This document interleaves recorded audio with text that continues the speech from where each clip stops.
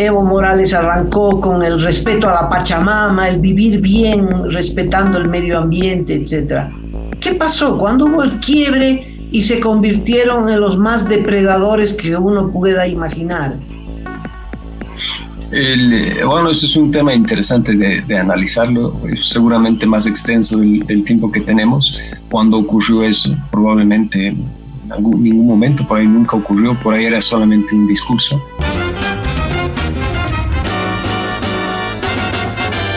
Esto es Cabildeo Digital.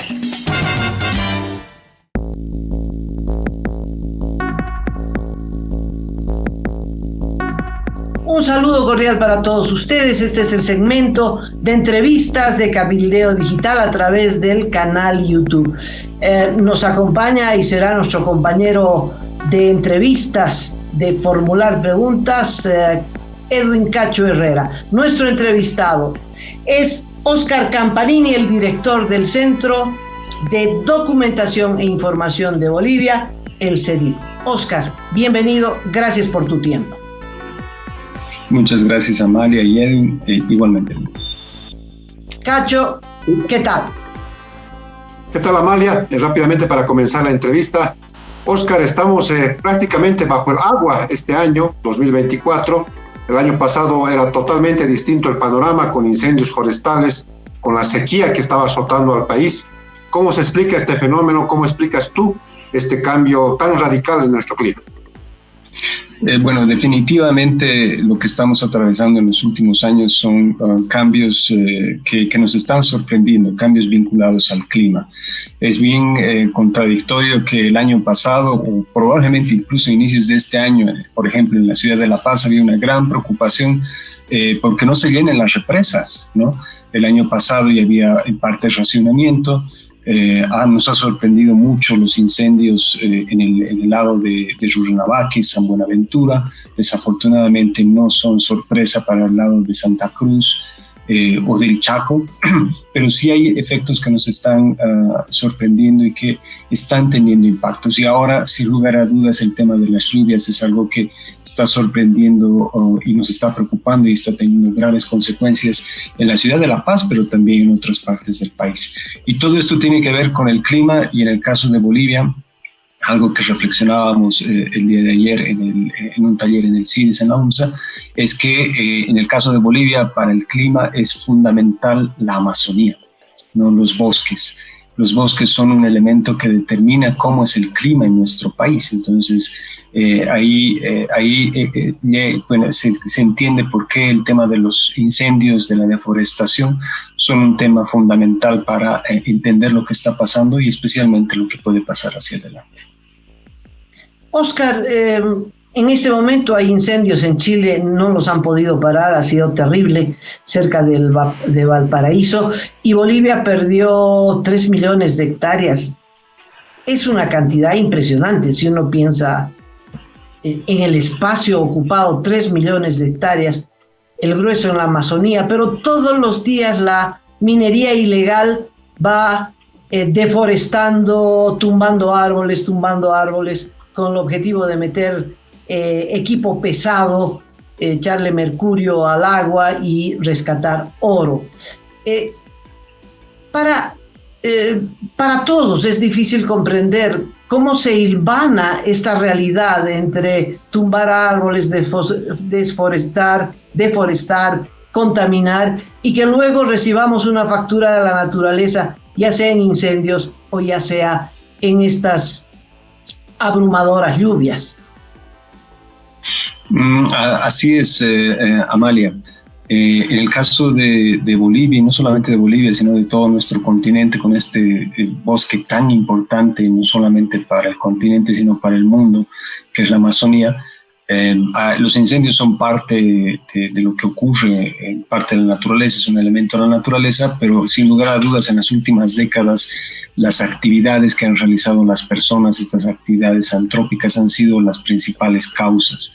Entre ellas, tú bien has mencionado el tema de la minería. La minería del oro en los últimos años ha crecido de forma impresionante, tiene sus efectos en términos de deforestación directa, tiene efectos en términos de cambiar el curso de los ríos, y eso por supuesto también conlleva otros efectos en términos de deforestación, pero lo principal que hace es abrir caminos, ¿no? En el caso de Bolivia, por ejemplo, entrar hacia las zonas más protegidas del Madrid es algo que está haciendo la minería, y si bien la minería o los mineros probablemente no deforesten demasiado, abren la posibilidad para que otros extraigan madera, extraigan ciertas especies que son comerciales, o por supuesto un comercio ilegal, e incluso habilitar tierras agrícolas, ¿no?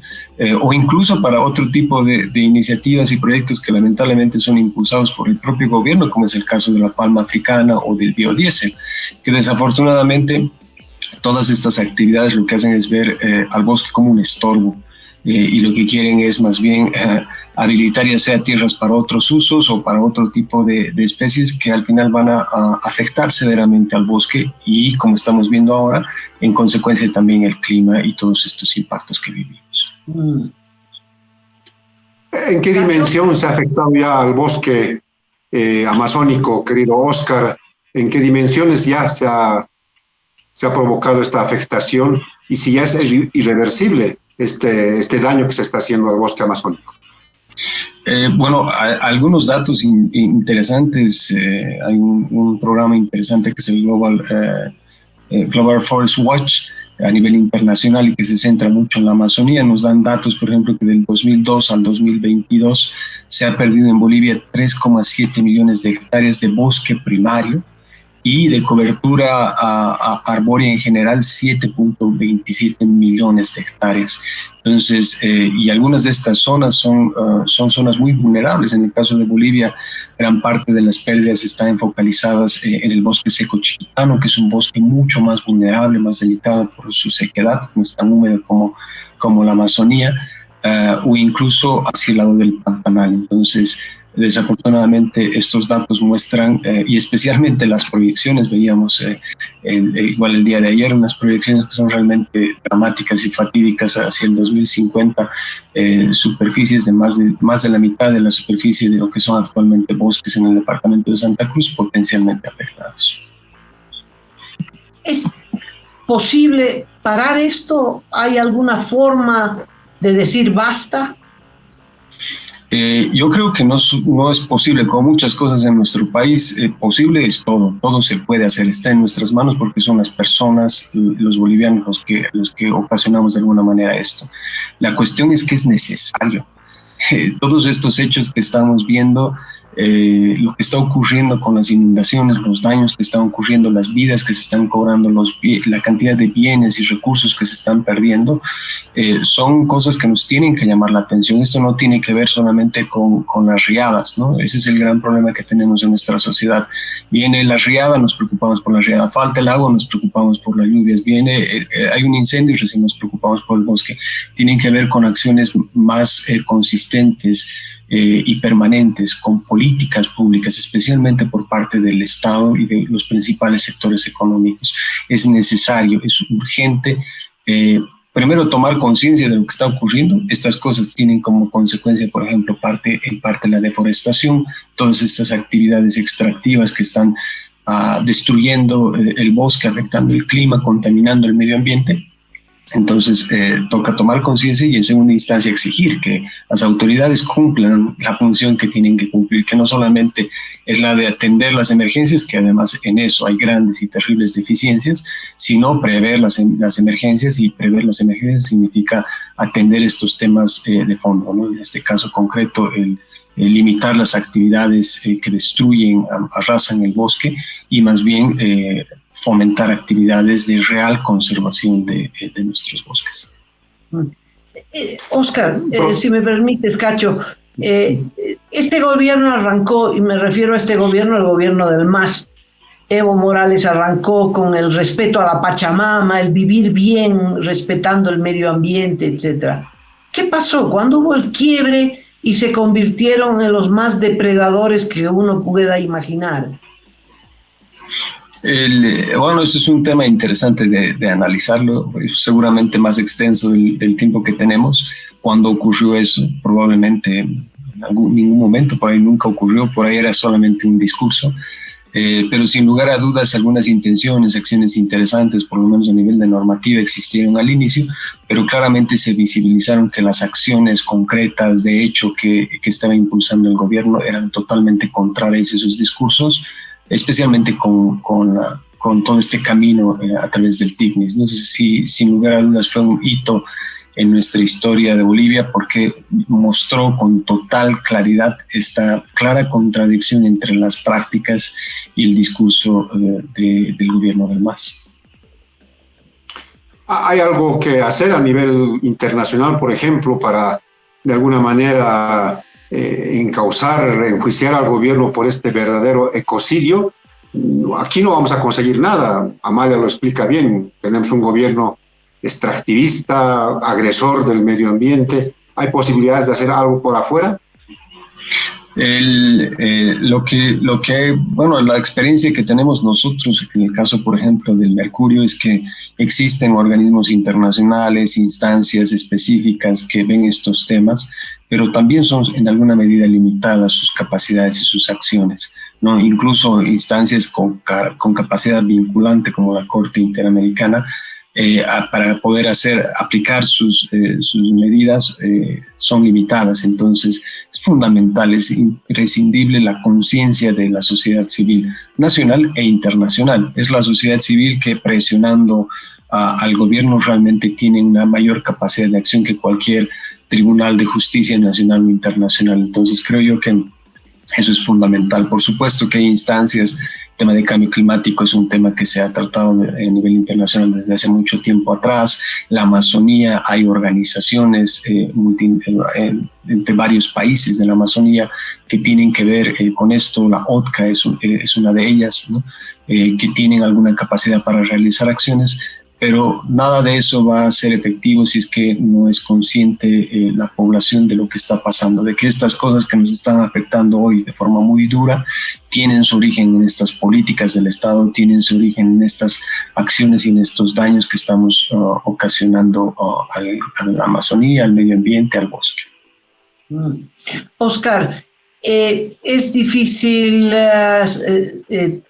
sacar como conclusión que, por ejemplo, las tormentas, las inundaciones, tenemos hoy las represas rebalsando, en fin, y hace poquito estábamos agonizando por la sequía, el ganado moría, la gente estaba desesperada, en fin, son dos extremos.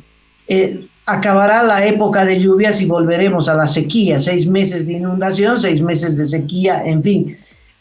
¿Es el accionar del hombre y las mujeres, que está causando estos daños? ¿O la naturaleza es así? O sea, sin lugar a dudas, el factor dominante para que hayan estos cambios tiene que ver con el hombre, con el ser humano, ¿no? El clima va variando a lo largo de su historia, bueno, del tiempo, entonces hay ciclos, y hay ciclos largos, ciclos cortos, entonces va a haber siempre algunas épocas de mayor sequía, de mayor humedad, de lluvias.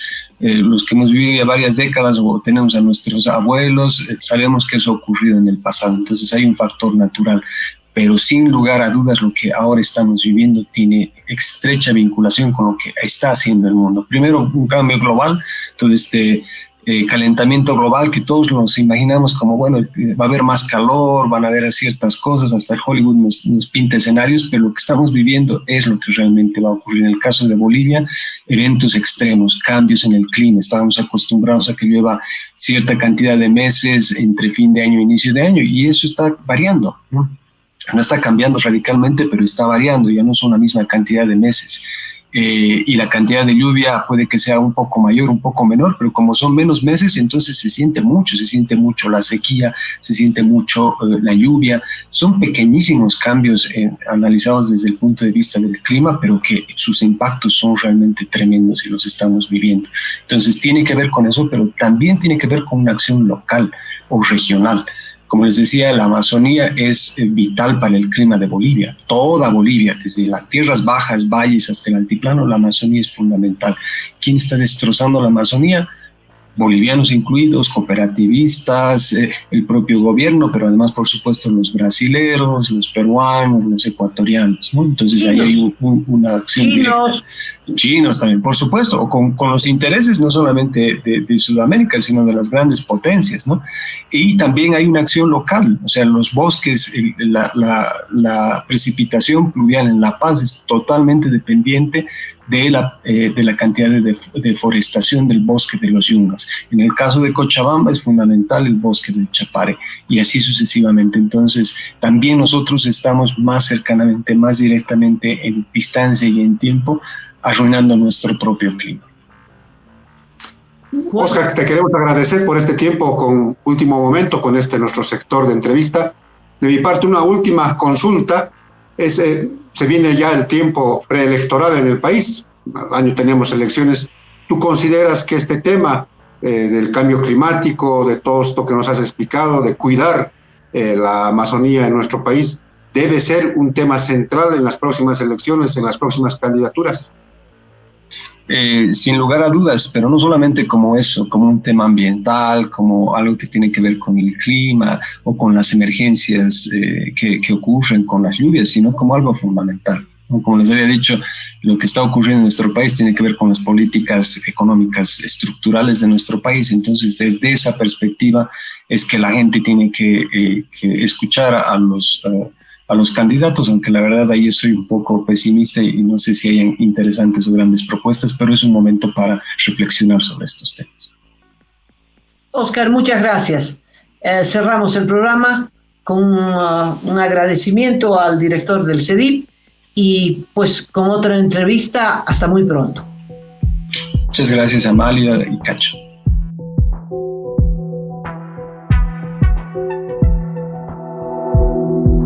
Aporta a Cabildeo Digital y apoya al periodismo independiente.